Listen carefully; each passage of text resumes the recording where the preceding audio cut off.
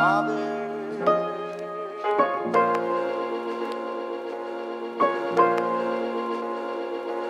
Yo, what's going on, world? It's your boy Najee from Cigar Talk, and today I got a very special guest, man. Seated to my right, this feel like family. This ain't even like an interview for real. Like, I really know this conversation. girl. It's a conversation. Man. I got one of the hottest out of Houston, Big Leo. What's up, y'all?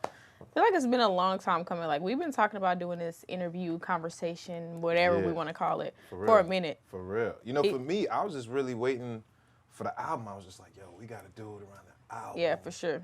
Because I just know that, you know, you put a lot into that shit, you feel me? So hell yeah.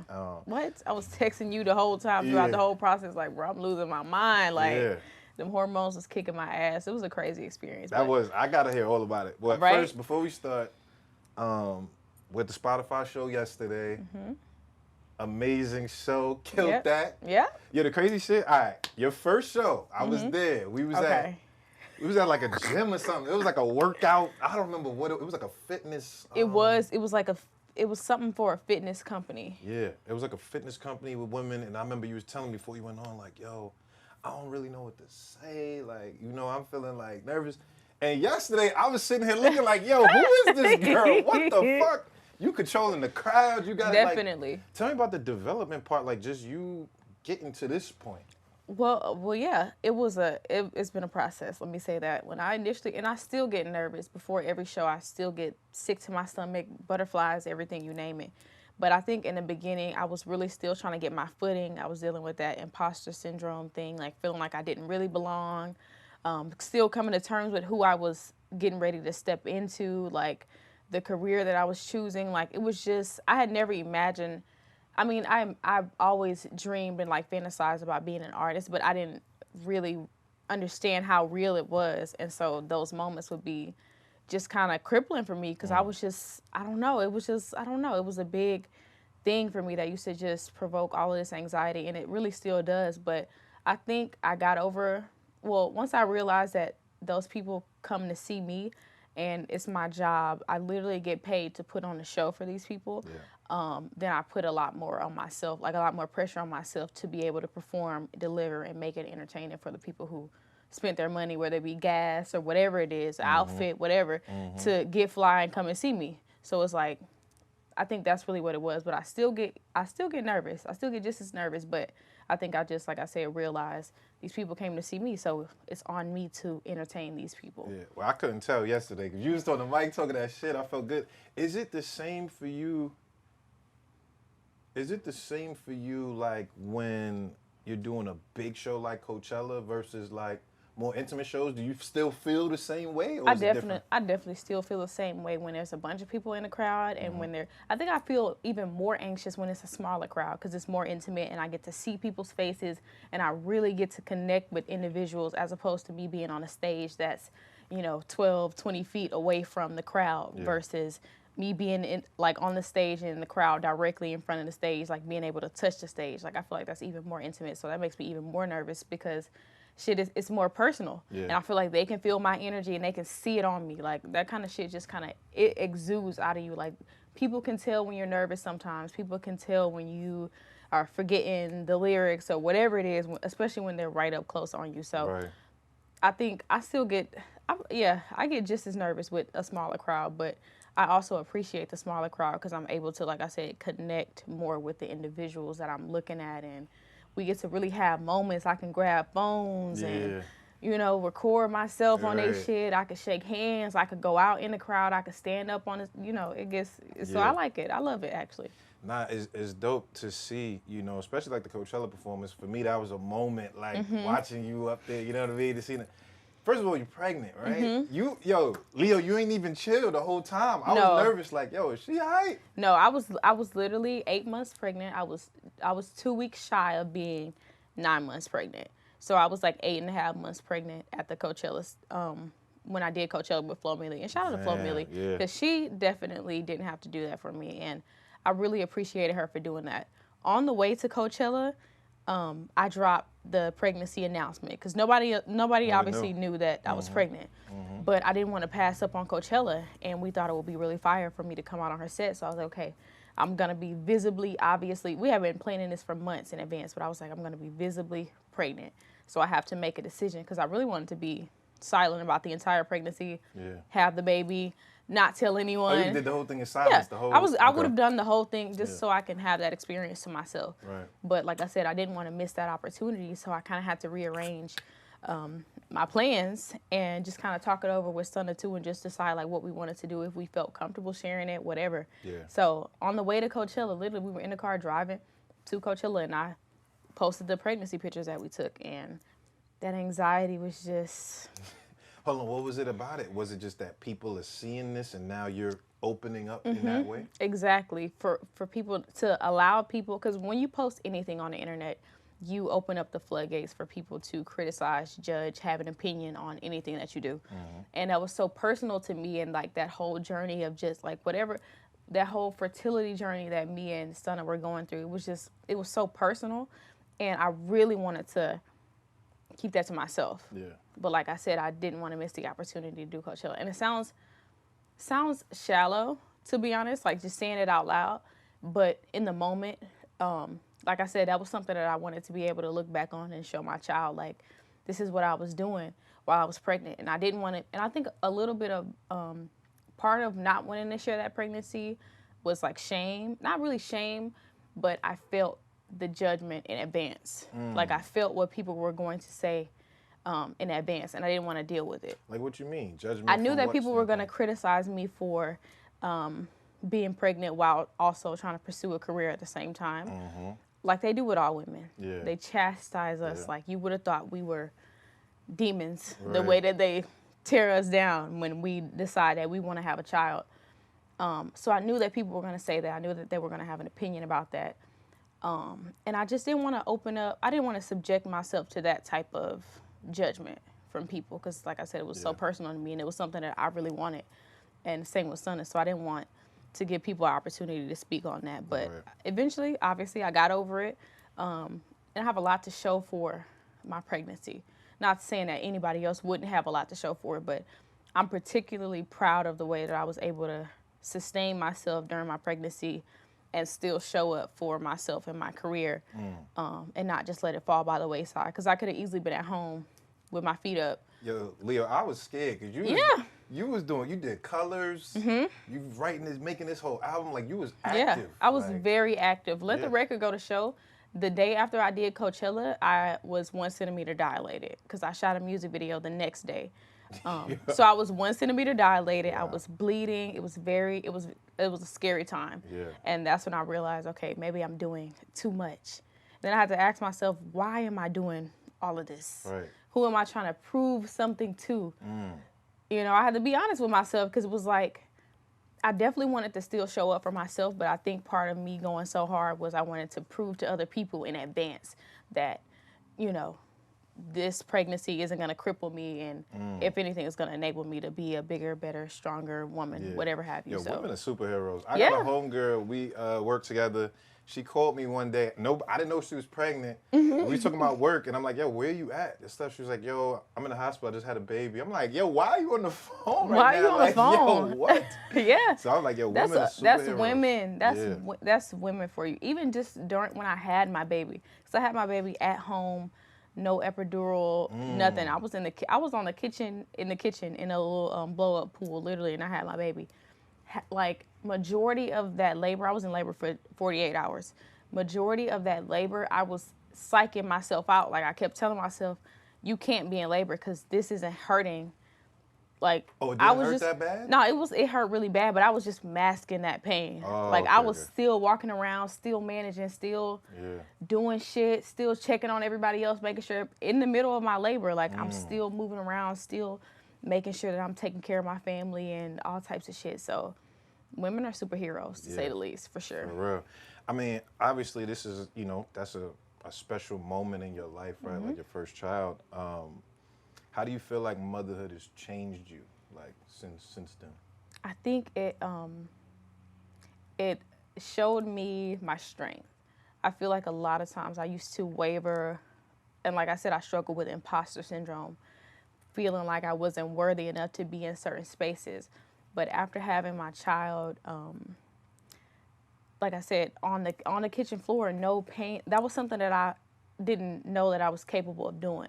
So that is probably one of the most difficult, painful, excruciating experiences I've ever had in my life. So to be able to get over that hurdle, I just kind of feel like invincible almost. Yeah. Like there's nothing that I can't do. There's no crowd I can't conquer. There's nothing in my career that I can't handle. Because shit, I pushed the baby out with, Right. no pain meds, and that's Right. one of the most that's one of the most intense pains you will ever feel. No meds, Like, nothing. Why did you want to do exactly. it that way? What made you want to do it like that? I think I was so anti at the time. I was so anti like hospital. I didn't want to get the epidural. I didn't want to deal with. It comes with a lot of side effects sometimes. So I wanted to be in control of that birth experience, and like I said, that was something that we were planning for a while. So I wanted to have an intimate experience, and I wanted to have my family there. In the hospital, you can only have like one or two people, right. especially after COVID. Like they really like, but I just wanted to be in control of that whole experience, and I wanted to be able to move and walk around. And when you're at the hospital, you're confined to the bed, and you're confined to a certain push position, and it's just a really uncomfortable situation. From Right. everybody I've heard who had their baby in the hospital, it was uncomfortable for them. It was traumatic. It was crazy. My mom had a traumatic birth with all of her children. She had C-sections with all of her children. My grandmother only had one child because she almost died at the hospital being in labor with my mom. So I just wanted to be in control of that experience, and I'm glad that I did it that way. Nah, for sure. I know we had a conversation when you were writing the album, right? Like, so you're pregnant. I don't think the world doesn't know at this time. I know, like, you told me everything. Because you like hearing shit on the So inside. I'm just like, I'm getting little whispers. I'm like, You hear wait, little what? whispers, I'm yeah. like, wait, what?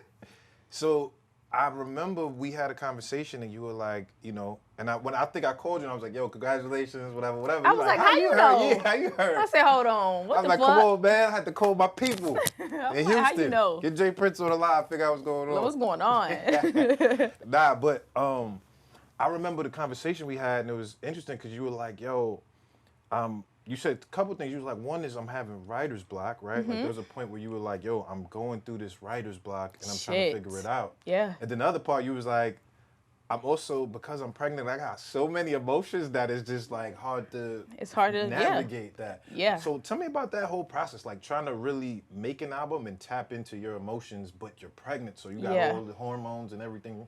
That shit was more difficult than pushing that baby out.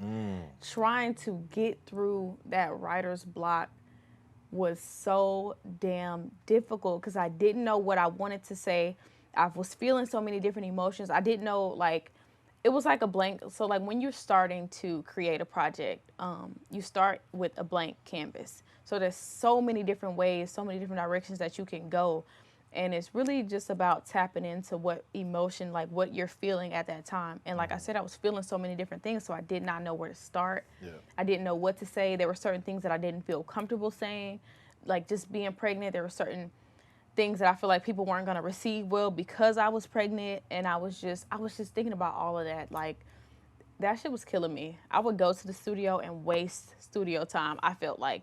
Because I also was feeling that pressure from, like, just everybody on my team. Because, shit, we booking the studio time. We paying for this shit. Right. And I'm going to the studio every day staring at the fucking wall. Like, not recording anything. Like, not putting anything down for weeks on end. And I was like, bro, I'm struggling, like, real bad. I've never had this experience. And I was just disappointed in myself for a long time. And I was putting more pressure on myself to deliver. And I feel like that was also crippling me because I was so pressured to deliver something good that I didn't even want to start if I didn't feel like it was going to be good. So that's why I started reaching out to like my resources. I'm calling you. Yeah. Like, yo, what can I do? Yeah. I'm calling people. I'm calling Bia. I'm calling fucking Bryson Tiller. Like, I'm asking like my peers, like, what do I do? Yeah. Because I'm stuck, I'm lost, and I need advice. And y'all came through for me. I'm not gonna lie, y'all really came through. June the Genius too. He's a producer out here in Houston. He pulled up on me a couple times to the studio, just with beats and a good conversation. Like just him being able to talk to me, like, and tell me what his experience was, like being a father and how that changed him, and you know what it's like being a parent, and that really motivated me too. So I think with all of the conversations that I had with all of y'all, that kind of just motivated me to get it done. So I jumped over that hurdle, and then I was able to produce some really beautiful music that I feel like will live on forever. Yeah. That I'm proud of, and you know, I can show my child when he gets older, and I can show him like, this is what I did when I was carrying you. Right. And it's gonna be special to me, special to my family. Everybody loves certain songs on the project, so it's good. That's crazy. Yeah. Oh man. I remember actually when you first told me about Stunna, and you was like, yo, so because I remember this is. So post Beating Down Your Block, right? Like Beating Down Your Block was whatever. We did that whole campaign. And I remember saying to you, I was like, yo, I asked you, I was like, yo, when you made this, like what was happening? You was like, yeah, whatever. I guess some nigga, this how I felt, and you know, whatever. I was some nigga, and I was like, damn. We might have to find you another nigga, get your heart broke so we can get another hit. Like music ass, like music exec ass nigga, right? Like, music exec. So we joking and shit, and then you like, I remember you told me, I think it was, you know, some time later, like, yo, you know, I'm dating somebody, whatever, and I'm like, I think you said he's a rapper. I was like, a rapper? Oh, no. I remember I told you this. I remember this. No. At first, that's what I was like. You know what I'm saying? Yeah. How did y'all meet? Because this is like, you know, this feels, you know, me seeing y'all and witnessing y'all, it seems and feels bigger than just like, you know, rapper meets rapper. And, Definitely. you know, there's a lot of love there. So, like, how did y'all connect? Like, what was the moment y'all connected? This is funny. I don't think I've ever talked about this in an interview ever. I've talked about this like on my own live, like or his live or something like that. But we met at a studio. He doesn't know this. He doesn't know this. He don't know this. Yeah. I saw he was there at the studio. Prior to me meeting him, I was already a fan of his music, like the type, because I feel his music used to really. I would listen to his music when I was like getting ready, doing my makeup. I listened to his music on the way to like my high school graduation because I was like, it was turning me up. It was like putting me in a certain mood, and so it was I don't know, it was really helping me through whatever it was that I was going through at the time. I remember even just I used to have this job. It was like an outdoor environmental job where we'd be walking through the woods, like just all type of shit.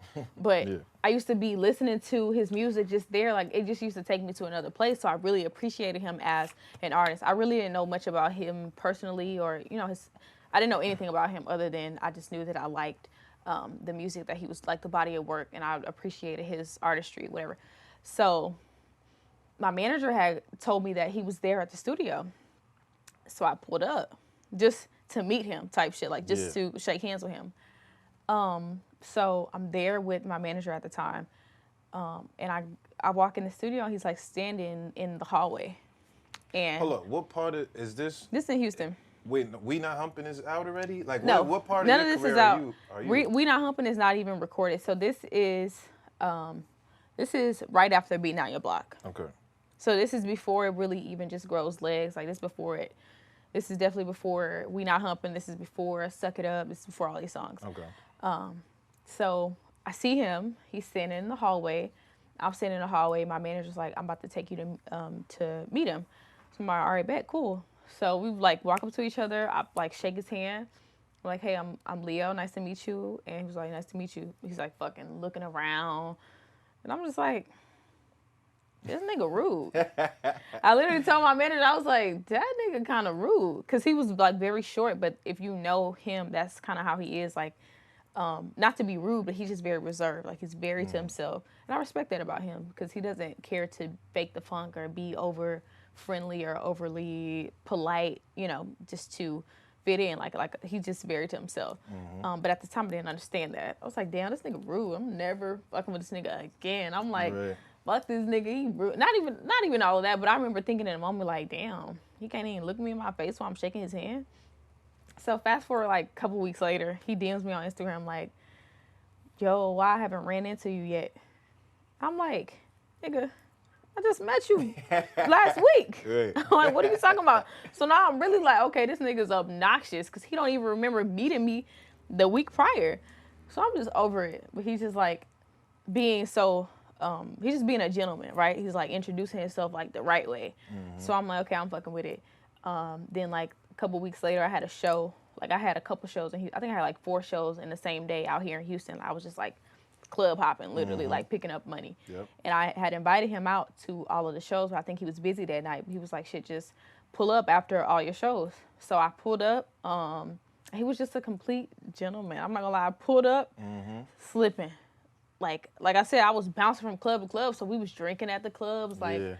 I'm kind of a little intoxicated. I don't know why I pulled up. I shouldn't have. Nah, let me not say that. I should have, because it worked out how I was supposed to. But shit, I pulled up and he was just very polite. He didn't try to obviously take advantage of me, and that's not like that's the standard. That's how it should be. Yeah. But I was Right. able to appreciate that at that time because I had been going through so many different weird experiences with just meeting people, meeting rappers in certain spaces, not even just on a personal level, but just like meeting rappers in a studio environment, like in a work environment, and them obviously overstepping boundaries. So I really respected the fact that he respected my boundaries and just wanted to take care of me that night, like just make sure I was good, safe, put my glasses up and put my shoes in my purse, just make sure I Yeah. was comfortable, and I really appreciated that. And then from there, it Was up there. was up then. That's It was what's up from No, there. that's what's up. You know what? I really respect it because, like I said, at first, you're right. Like what you said earlier, I thought was insightful. Just like, especially as people that work, when a woman gets pregnant, the first thing you're like, oh no, are we still gonna be able to? And that's you as a mind frame of work. But when you take yourself outside of that and just Yeah. like look at the person, you know what I mean? It's like, yo, like this is a life. You know what I mean? This is a life, This yeah. is a life that's happening. You know what I mean? So, Exactly. I know when I first heard about everything, I was like, all right, cool, whatever. And I forget what show it was. You did a show in New York, and he was there, and he pulled up on me like, "Yo, what's up, bro? Like, you know, Leo told me about you. I just wanted to," and that made the way he pulled up made me feel comfortable. Like, Yeah. all right, you know what I mean? Like, this is a good. That's him though. He's that type of nigga. Like he's like I said, he don't care to just fake the funk in front of a whole bunch of people. But on a personal level, he's very respectful of like everybody's space, their time, their career, like what it is that they're trying to do. And he's like one of those people who's very like attentive, and I can really appreciate that because you know how you just meet a bunch of people and they just like everybody got their own shit going on, so they just kind of meet you and they shake your hand and they keep it moving. Like he's gonna sit there and engage in a conversation with you, and he's gonna bring up shit that he saw about you or things that are happening in your career. He's gonna be privy to all of that prior to the conversation that he has with you, and that's why I really respect him because, like I said, he's attentive and he just gives a fuck. Like he's just a real nigga. Yeah. Okay. And that's why I love him. Nah, I love that. Switching gears, I want to get into the album a little bit. We gotta talk about some of these records for real. Let's do it. Bridge My Baby. Let's start there. I love that because that was the first introduction to me of like Leo's past, like the childhood, like how you grew up and shit like that. Making that record, was it just like you were sitting back thinking, like you said something, you ever had to boil water on the stove just to take a bath? Like I was thinking about, I was in a place, like when I recorded that, I was in a place of like just reflection and just being appreciative of how far I've come, but still remembering all of the struggles and hardships that I went through as a child and how it shaped me to be the individual and the artist that I am today. So I wanted to pay homage to my younger self. So even in the music video, I came up with that entire video treatment. I wanted to make sure that I incorporated all of the things that I loved as a child. So in the background, you'll see like mindless behavior posters and OMG Girl posters. And I have, her name is Bad Kid Paris. She is playing younger Leo. And I just really was talking to her, and you can see a scene of me looking in the mirror and I'm looking at my younger self and she's looking back at me. It was beautiful. So I wanted to pay homage to my younger self and just my upbringing. And I'll be honest, when I put it out, I kind of knew that my family, not my family necessarily, but just like my immediate family that I grew up with, I knew they would kind of feel away because I was not exposing, but I was just shedding light on some of the things that we struggled with growing up. Yeah. And Black families, we don't want our business out there. Yeah, for sure. So naturally, my mom was like, I wouldn't say she wasn't supportive. I definitely wouldn't say that because she's always supportive of literally anything that I do. I love my mom. But initially she was taken aback. She's like, damn, this is your, she had to come to terms with the fact that was my experience growing up. And that's what I saw. And I was a very quiet, reserved child. So I can understand why she might not have thought that I was processing all the things that was going on. But I vividly remember those experiences of having to boil water on the stove because the gas is off, and so now we gotta the hot water is off, so we gotta boil water and pour it in the tub and share bath water and fucking, coming home from school and you walking in the house and it's like dark inside and you're trying to flick the lights on and off and the lights not coming on. So that was a real experience that I shared a couple different times with my siblings. So it was difficult for her initially to come to terms with the fact that that was my experience, but I think eventually she just respected the fact that I was able to speak on that. But even just turning it into something positive, because like I said, Black families don't want our business out there. Yeah. But I try to explain it in a way that it was like, it's a come up story. Yeah. It's like a rags to riches story, almost like the Cinderella story. I feel like my life is anyway. Going from struggling to now being able to support myself, support my family and everybody else. So yeah, that's one of my favorite records for sure, because it's genuine, it's real, it's authentic to who I am, and it's paying respect to my younger self, and I feel like that healed me in a weird way, because I was able to speak on the shit that I never really spoke on, and just free myself from the shackles of poverty and whatever else. I feel like I was able to speak on the elephant in the room for me to my younger self, if that makes sense. Nah, for sure. I love that. The other record I want to talk about, Goddess. God is a woman. That's the first. God is a woman. God is a lady. God ain't a nigga, because niggas drive me crazy. I said, oh! Nah, that was crazy. You love that song. I almost didn't put that song on a project because I couldn't figure out what direction I wanted to go in with that. I wanted to be satirical. Like, obviously I believe in God. I believe that there is a higher power. Obviously, I don't feel like I'm just out here doing all this shit by myself. I definitely believe that I have some type of guidance. So that wasn't to disrespect who I believe God is. It was just kind of, like I said, satirical, saying that there's no way that, because, I really wanted to shed light on, initially it started up as me wanting to shed light on, like, the toxic environment in, like, the Baptist church scene, because I grew up in a Baptist church, and it was very condescending, very judgmental. They say come as you are, but they would judge you for coming as you are. So if you came and you were gay, they were judging you. Or you were trans, they were judging you. Or promiscuous, as they would call it, they were judging you. Or whatever it was. I just remember feeling the tension was always so thick, you could cut it with a knife. So I really initially wanted to speak on that toxic environment in Baptist churches. But also make it satirical, also, put it in a format that people can hear it and, relate to it or find it funny, whatever it is. Yeah.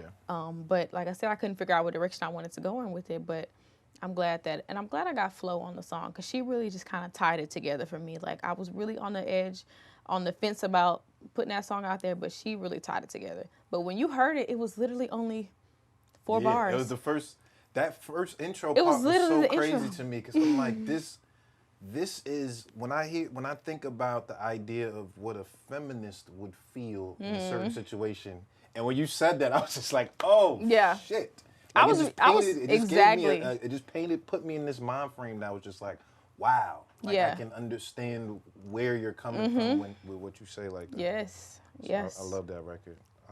I'm glad you loved it. I like that you and Flo got this, like, chemistry thing down, yo. Y'all, no, we got it down. Yeah, I wouldn't even say we got it down, because it's genuine. When I first met her, I saw her for who she was, and she saw me for who I was, outside of being an artist. And that's rare, because usually artists meet another artist as an artist. Like, I meet somebody, and I'm like, okay, I'm meeting the artist. I was able to meet Tamia. Like, I was able to meet her as a human being. And I really appreciated that. And I feel like that's why that chemistry just kind of shines through in the records that we put together. We gonna do some shit in the future for sure. Like, even more shit that's like even crazier. She's really creative, and she's really fucking talented. Like, she's one of the most talented female artists I feel like right now. Because her confidence just it screams at you. Like, it screams. I love her voice. I think it's so unique. It stands out. When I think about what it means to be a good artist and how to market and brand yourself to where you stick out from the crowd, I think she's definitely she sticks out in a good way, in the best way possible. So, what is it like with y'all in the studio together? Like, what's the energy? I know you said, y'all saw each other just as people, right? But as artists, what is what is that like? Is that chemistry just translate to the artistry? Like, what's the studio Yeah, vibe it's like? harmonious. It's really harmonious. I think, and also because we our studio vibe, we have like a pregame like prior to, like we'll be doing shit before then. Like we'll be turning up, drinking whatever before we even like are in the studio. Like okay, let's work on this song. Like oh, let's do a swap here. Like we'll be vibing as friends, Right. like as genuine friends, sisters. Really, if you like, honestly, that's what I would call it, sisters. Like we'll be vibing in the end. Shit, it's just natural. We just naturally want to bring out the best in each other. So I think there's that sisterly competition where it's like, okay, bitch, like I know you can go harder than that, and vice versa. So that's the vibe that I get from her. Yeah. Okay. I think another interesting thing about the project was the dynamic and the balance between singing and rapping. And I know, like, even when we first met and talked, So wait, tell them what you said. Tell them what you said to me when we the first the time, first time we talked about the project, and it was so preliminary. Like some of the songs didn't have verses on them. Some of the shit was just hooks. yeah, Some of the songs, a lot of the songs that you heard didn't even make it to the project. But I tell them know. what you told me. I said, oh, there's a couple things I remember telling you throughout the time. But I remember first when I asked you, I was like, are you a singer that raps or are you a rapper that sings? And I feel like you said you was a singer that raps at Yeah. that time. So I was like, Definitely. all right. I grew up singing. I had Yeah. never imagined myself being a rapper. Like, I might have played around with it because that's like Houston shit. That's shit that we do in Houston. We freestyle at the lunch tables. We freestyle. Like, the freestyle culture in Houston is so potent. So, naturally, even if you don't want to be a rapper, you're going to engage in a freestyle because shit, that's just like the culture that's in Houston. Yeah. But I've always been a singer for sure that raps. Yeah. Right. And then I think the next other thing I remember saying was just with the project was just because your debut was so hard, like it was hard raps that I was just like, niggas like that. You feel me? Like niggas like that. Not that people don't like the other thing, but I think it's always it's a hard transition to introduce people to new things. You know what I mean? You did say that. Yeah. So I thought, said but I that. thought it was dope. So that's why I just wondered, you know, with you creating it and just kind of, you know, you getting input from everybody, how did you find your balance of what made you comfortable between singing and rapping, putting the whole shit together? I think I wanted to. So initially, I thought it was crazy that people started to recognize me for rapping, because like I said, I never imagined myself being a rapper. So that was difficult to come to terms with to begin with. But even from the very first time that I went in the studio, I did a rap song and I did a singing song. Literally, like off the gate, because I wanted to stay true to myself. Yeah. But I also wanted to trying different shit was rapping. So once that rap side of me kind of took off, I knew it was gonna be like, damn, how do I tell these people that I actually grew up singing and that this rap shit was something that I literally just was bullshitting. Like, I literally just woke up one day. It was my brother's birthday. I took him to the studio. He wanted me to do a verse on his song for his birthday. And I was like, shit, fuck it. Wrote the little bullshit verse, whatever. Did it, and I was like, damn, I might can really do this, because I feel like I'm intellectual and I have a broad vernacular. So I feel like I was able to rap and it would be fun, because I feel like I was just writing an essay. Like, that's kind of how I approached it, like writing an essay. And that's how I approach all my songs, like a subject. Like I approach it in a weird way. Like I approach it like I'm writing a story song, or like a essay, basically. But I was just like, shit, I didn't realize like that people was gonna be like, when I started rapping, I didn't realize that people was gonna like gravitate towards that as much as they did. And once it took off, I was like, damn, I gotta keep going with this. But I also don't want to do this forever. Yeah. So I want to make sure I introduce them to this singing side of me early, so that people are not fucking acting surprised 3-4 years later. Like, wow, where'd this come from? Yeah. No, for sure. Hold up, tell me about Choir Leo. What was that like? You growing up in the church, and because low key, my mom used to make me go to Sunday school and shit back when I was growing up. You know what I mean? So I had to go to Sunday school. Sunday school, I had to go to Bible school. study. Yeah, Bible study, literally. One time. Who was Leo back then at that point? At that point, so I would say that I really got into choir when I was like 8th grade. So I probably was 13, 12 or 13, give or take. And my mom was taking me to choir practice. I was going every week. I really fell in love with the harmonies. I fell in love with, I initially started as a soprano, and then I moved to I would bounce back and forth between soprano and alto sometimes, and then we didn't have any good tenors at the time, so then I started singing tenor. So I just fell in love with just the different parts and how they came together, and it would always give me chills, like when all of the three parts would just come together. So Yeah. I really love that. But Leo back then, like 12, 13, she was very shy, even more shy than what I am now. But she literally didn't speak, so much so that where people thought I was being rude because I would opt to just sit in the back, sit in the corner, and not say anything because that was just my personality. I just didn't want to be on the forefront. So even me now as an artist, there's so many people who I grew up with that are surprised. They support me not because they feel like it's good or bad, but I think they support me because they are just surprised that I was able to come from this sheltered, like not sheltered, but just reserved, shy, weirdly quiet. Like literally, I'd be just staring, wouldn't Yeah. say a word. Right. To now having to be extroverted because of the career path that I chose. So it's like a night and day between Leo now and like Leo back then. But I've always loved music. That's the part that remains the same. I've always been Yeah. passionate about music. Right. Do you think today being a woman rapper is a gift, or like is it easier or harder being a woman rapper? I think it's both. I think it's easier to get recognized as a female rapper because of the climate that we're in right now. Women are dominating rap, and every day there is a new woman that's able to sustain herself off of her talent, and I love that. But I think it's also harder because we are criticized and scrutinized. Like I said earlier, they judge us really harshly, and if you have to present yourself in a certain way, I feel like as a female rapper. But I think even now it's starting to evolve because we see people like Sexy Red and Sukiana who are able to be themselves. And I feel like there's a lane for everybody Yeah. now. But I definitely even still feel like they judge us. Even if we're in our own respective lanes, they still are criticizing us. So I think it's easier to get your foot in the door as a female artist, but as far as like sustaining yourself and maintaining yourself after that initial hype, I think it is difficult because, like I said, they're looking for an opportunity to tear you apart. Yeah. For sure. Do you Or think cancel you. Do you think is it easy because of like women camaraderie and like just female empowerment? Is it easy to fuck with your peers like that, or is it like women are catty, so we don't really like? I think it's both. I think it's both, honestly, because what I'm noticing is women are, or the some of the female artists, they're becoming hip to, oh, if I just support another female artist, like I'm gonna look as though I'm for the female empowerment movement. Yeah. But some girls are really not girls. Yeah. You know what I'm saying? And when I say a girl's girl, that basically means like a girl who genuinely wants to see another woman do well in whatever it is that she's doing.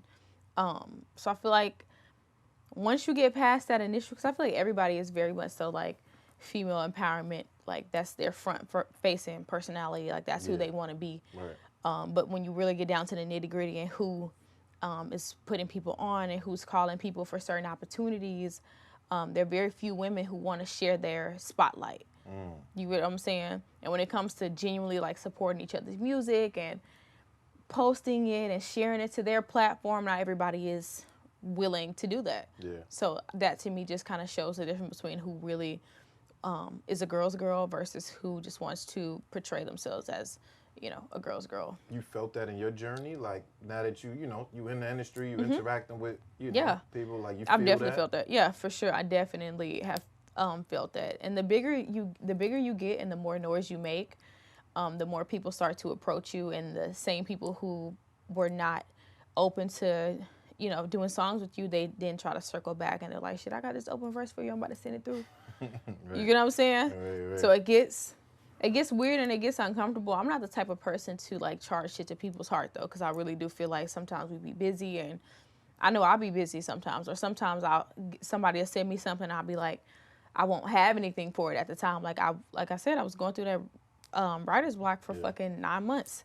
Literally the entire pregnancy process, I was like struggling. So I don't blame people for if they don't send a verse back or anything like that. But some people, they treat you differently in the beginning. And then when you start to make strides and you start to move up and, you know, get recognition from certain people, whatever, then they start to circle back. So it gets weird. I think the biggest thing is you have to have discernment. And I'm still struggling with that. I'm still young. Yeah. So I try not to just be too harsh, like come down too harsh on myself when it comes to having discernment. But that is something that I struggle with because I would just want to believe that everybody is genuine and everybody is a good person. And I just want to believe that everybody is supporting me the same way that I support them. Right. But that's not really the case all the time. Yeah. Nah, but I think, you know, discernment comes with experience, which you're getting. Experience and age and comes Yeah. with wisdom. So I'm getting there slowly but surely, but definitely have learned a couple like really tough lessons. Yeah. For sure.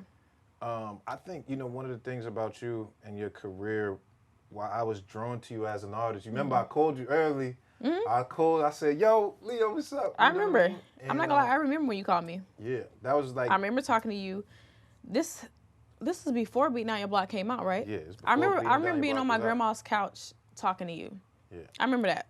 I was still living with my grandma and I was sleeping on our couch and I remember you calling me. I remember sure. I seen the video. You did a Triller and I saw it.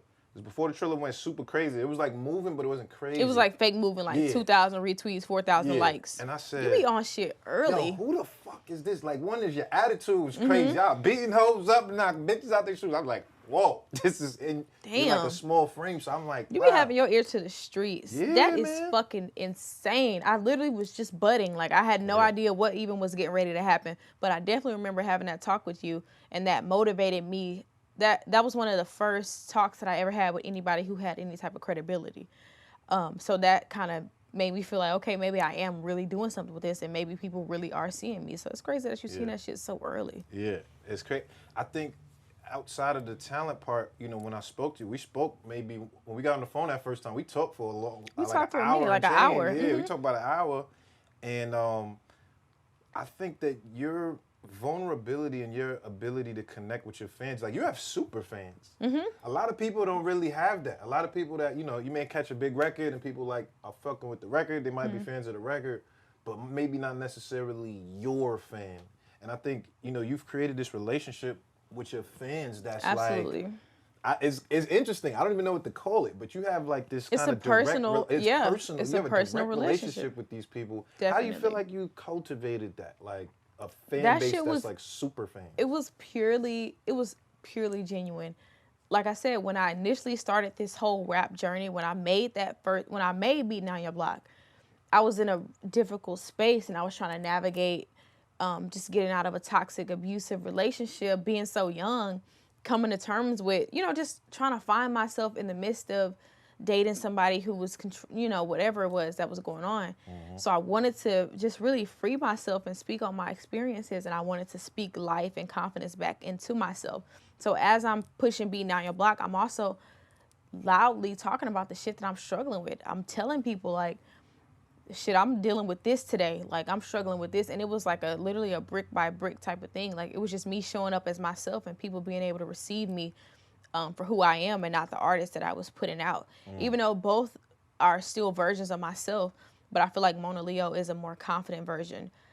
It's like the most confident version of me. Like, that is the person who doesn't struggle with depression and anxiety. Like, that persona is who I like to tap into, especially when I'm struggling, especially when I'm like going through the motions and waking up every day, you know, contemplating being here, whatever it is. Like, that is the person I'm able to tap into, and people are able to see that because I show them Monaleo, and I also show them who like Leo is on a day-to-day basis. So I think it was genuine. It was very genuine, very pure, and just people tapping in and just listening to me, my stories, and just following my journey. And I was sharing everything that was going on with me in real time. So if somebody would post me, I would like post it on my page, like, Lil Nas X just posted me. I remember there was a video like Mary J. Blige, she was like singing my song. Like, Mary J. Blige, like, they got to see everything from the beginning to now. So they feel like they were a part of that journey with me. So I think that's why we are so close to where we are. I think that's amazing. That's, to me, that's the recipe to really building a career and longevity is that relationship with fans. It's Yeah. not like just having the super big record and whatever, but like having that connection. I think is you know, you talk about, you're very open in talking about suicide, like with, you know, your fans. And that's a real thing, like that people really struggle with today, and Yeah, absolutely. kind of go through that. And you talk about your experience, and I know I think you said you worked at a suicide hotline or something I like did. that. So I back worked then. as a crisis intervention. So I worked at I was a crisis intervention person, basically is what they would call it. But I was taking 911 calls for this for Houston, for the city of Houston, and we would get a lot of people, obviously, who would call, and they would be contemplating, without talking about their experience, but they would be contemplating suicide, and so we had to talk a lot of those people down off of that ledge. So it was literally crisis intervention. We were intervening when they were struggling with certain things, and that put a lot of shit into perspective for me. And it also made me realize that I'm not the only person, because sometimes when you're going through shit, you feel like you're the only person. You get kind of egotistical in a sense that, like, I'm the only person who's struggling with something right now. Like, woe is me, the world is coming down on me, why me? You start to feel like that. So, and I think working that job, I got to hear so many different people's experiences and so many people who had different walks of life. Like, I would talk to older people, males who had multiple children and wives, and, you know, they'd be struggling with their mental health. So it made me, first of all, not feel so isolated in that journey. And I think that was another thing that was important to me when I was coming out as an artist, to let people know that this is what I'm currently struggling with, so that nobody else feel isolated in their journey. And because there's kind of like, there's peace in solidarity. Like, there's peace knowing that other people are going through the same shit that you're going through. So that's why I wanted to be so open about that, because that's a very real, even during my pregnancy, just dealing with those postpartum, or now dealing with postpartum, but during my pregnancy, dealing with those hormones, I really, really struggled with managing my emotions. Like, I would just wake up one day, like, I just feel like the world was coming down on me. I don't know why I felt like that, but it was it was so intense. Like, those feelings were so intense. Those voices were so loud. And plenty of times I was like, today is gonna be the day. But I couldn't do that to Stunna. I couldn't do that to myself. I couldn't do that to my baby. I couldn't do that to my family. I definitely am grateful that I had my baby, because it gave me something to look forward to. And I always remind myself, I want to be there when he takes his first steps. I want to be there when he graduates, goes to prom, learns how to drive, gets a girlfriend, gets married. I want to be there to support him throughout all of those major milestones. So that was also something I feel like really helped me through. But yeah, I'm very transparent about that, because it's real. It's something that everybody struggles with. It's a spectrum. Yeah. So some people struggle with depression, or some people just get sad from time to time. And then there's some people on the other side of the spectrum who are extremely sad and extremely depressed. And I feel like I was definitely on the further side of the spectrum throughout majority of my life. And I got accustomed to not wanting to be alive. So I was speaking so many negative things over myself, looking in the mirror every day, like, you're ugly, I'm weird, I'm awkward, I don't deserve to be here. Like, I've told myself that for a very long time. So going from feeling like that to immediately stepping into being an artist, I had to adjust. Yeah. That's I had to adjust. A big adjustment. It's a huge adjustment. Yeah. So I had to go from literally sitting in the corner and, like, never speaking to anyone, just kind of being a fly on the wall, to now being the person on stage that people are coming to see. And I felt like that it's like night and day. So when you say, oh, you remember the first concert and I was there and I was acting weird, hell yeah, I was scared. I was nervous. I was still recovering from all of those negative thoughts, and I'm still recovering today. Yeah. Which is why I feel like I still get nervous before shows, because I question whether people are there to see me or not. And then I go out on stage and they know every fucking song, word for word. Yeah. So it's like, this is healing. This whole thing is just a healing journey, and it's just on display. And I want to make sure I'm as graceful as I can be, while still showing the real. Yeah. You know what I'm saying? What do you tell people that are struggling, you know, with their thoughts and different things like that, like, you know, regarding suicide? Like, how is it? What do you do to overcome that? I tell people, first of all, this is what somebody told me. I never forget. It was January 2020. This was January 2020. I was in school for mortuary science. I was going to a school in Houston. I wanted to be a funeral director at the time. Crazy. But I wanted to be a funeral director at the time. And it was January 2020. I was struggling with my mental health, and I joined. There's this at the time. It's probably disabled now, but at the time, there was a suicide forum. So there was like a page, like a hotline almost, but you weren't talking to any specialists. You were just talking to other people who also struggled with depression or anxiety. Right. And so it was like a group chat of maybe like 20, 30 people. And I logged into the group chat and I was like, hey, what's up, y'all? My name is Leo. Like random ass people, you don't see their faces, you just see their screen names. And I was like, hey, y'all, my name is Leo. Like, I was thinking about, taking myself out today, and this is like my last resort. Because I also called the suicide hotline, and there were like 40 people in front of me. And like you have to wait. Like, There was that's insane, right? Nah, but that's shit. crazy. But that goes to show you how many people are struggling. struggling. Like, all right, hold on, give me like. Nah, what? exactly. That's kind of what it was. That's kind of what it was. I'm not gonna lie. So I joined that chat as like a last resort, and one of the people in there, they were like, "Don't leave, Leo. We will miss you," and that like really resonated with me because that person, male, female, I don't know who it was, they didn't know me from a hole in the wall, and they were telling me, "We will miss you. We love you. We need you here." And that really resonated with me. So I would tell that to anybody who's struggling right now and who feels like their life isn't worth living and no one loves them, no one cares about them, because that's what you tell yourself when you are struggling with those feelings. You think that no one cares about you and no one will love you and that you're better off not being here. And that's just not true, because there's so many people who are waiting to experience you, who are ready to love you and just embrace you without judgment. Like there's so many people here on earth. Everybody has their person. So I feel like that's what I would tell them, not to leave, and that we would miss them, and that I would miss them, and I don't have to know them to know that I would miss them. I miss people. Have you ever missed somebody who died that you never met? Yeah, Kobe Bryant. You know what I'm saying? I never met Kobe. I'd be like, damn.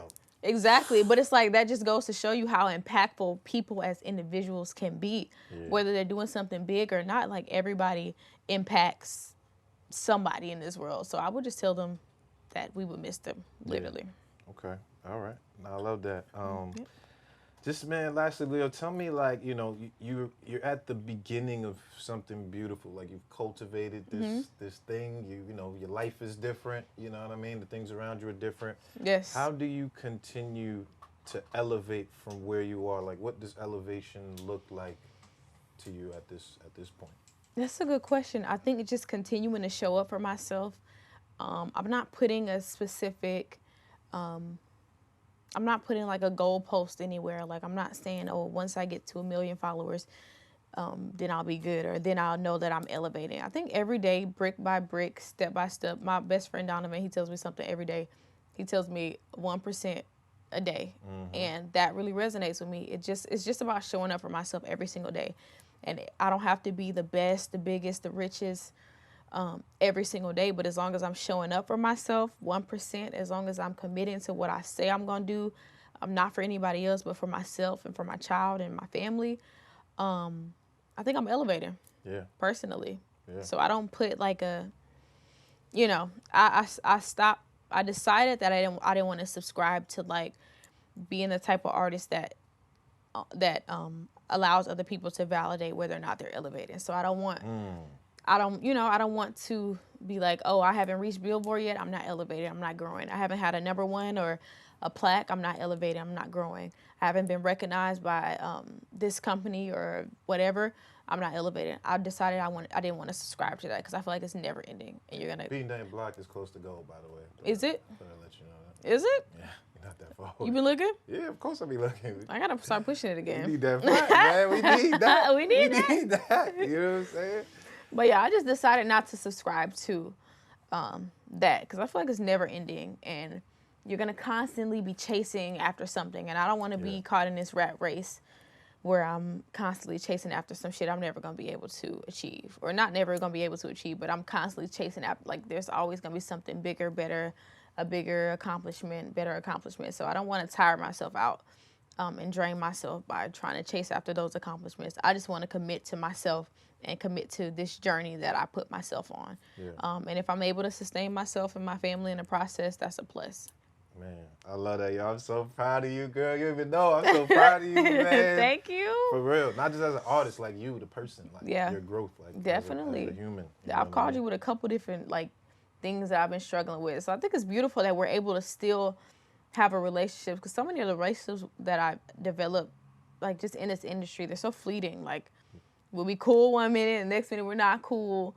Not to say that we're beefing or anything like that, but like Yeah, shit, but you know, just- people yeah. just grow apart and they do their own thing and they in their respective fields.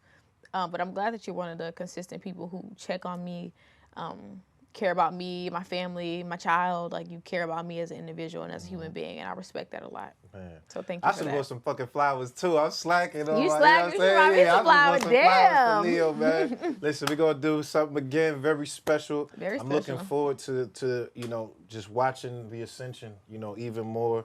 The next project, you know, I'm looking forward to all these records. But thank you. Thank you. Thank you for coming Thank you by. for having me. I appreciate you. I appreciate you. I really appreciate this. Make sure y'all keep streaming Where the Flowers Don't Die. That's Yeah. my project that I just put out a couple months ago. Yeah. It's still new. I know a lot of people feel like, should you put some shit out last week and the next week is old? It's still new. I put a lot of blood, sweat, and tears into that. So I'm going to be pursuing that for a minute because shit, it's important to me. And I'm not, you know, I don't want to just keep bouncing from record to record, song to song, album to album. Like, this is something that I put my blood, sweat, and tears in, and it's personal to me, so make sure y'all keep streaming that. Man, go stream that. Beating Down Your Block Almost Go. I'm gonna get you the plaque soon. I'm Give gonna me the have that. plaque? Yeah, I'm gonna send it through. Next time I see you, gotta have it. For sure, for sure. Dope episode of Cigar Talk. Some real great gems in there. Great gems. We got Monaleo in the building. Hey, y'all. We out of here. Peace.